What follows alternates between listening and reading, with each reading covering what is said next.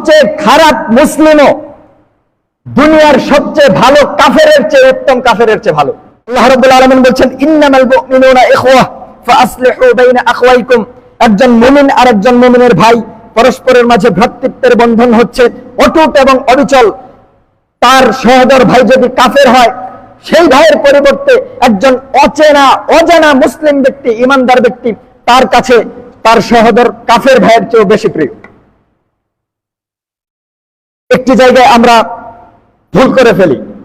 আমরা মুসলিমরা অনেক সময় বলে ফেলি যে আমাদের মুসলিমদের মাঝে অনেক ত্রুটি বিচ্যুতি রয়েছে, মুসলিমদের মাঝে অনেক খারাপি রয়েছে। যে খারাপিগুলো দেখে আমরা অনেক সময় মন্তব্য করে ফেলি, আমাদের চেয়ে তো হিন্দুরাও ভালো। অনেক সময় অনেকে কিন্তু বলে ফেলে আমাদের চেয়ে খ্রিস্টানরা ভালো।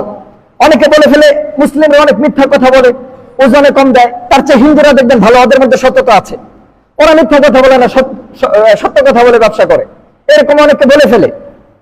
কিন্তু আপনি বিশ্বাস করুন, আপনি এটা আপনার মাথার মধ্যে নিয়ে নেন, দুনিয়ার সবচেয়ে নিকৃষ্ট, সবচেয়ে খারাপ মুসলিমটাও দুনিয়ার সবচেয়ে ভালো কাফেরের চেয়ে উত্তম।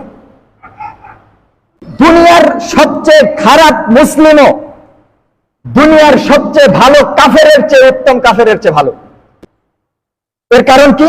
এর কারণ হচ্ছে লা ইলাহা ইল্লাল্লাহ, এর কারণ হচ্ছে মুহাম্মদুর রাসূলুল্লাহ। একজন মুমিনের মাঝে লা ইলাহা ইল্লাল্লাহর গুণাবলী আছে, একজন মুমিনের মাঝে মুহাম্মদুর রাসূলুল্লাহ এই বাক্যের স্বীকৃতি আছে।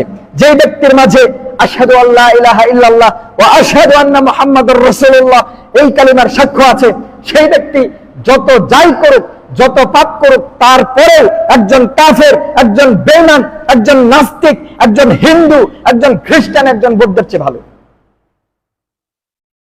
তার কারণ হচ্ছে ঈমান, এর কারণ হচ্ছে তাওহীদ। এই তাওহীদ আমাদেরকে একত্রিত করেছে, এই ঈমান আমাদের মাঝে পারস্পরিক ভালোবাসার বন্ধনকে মজবুত করেছে।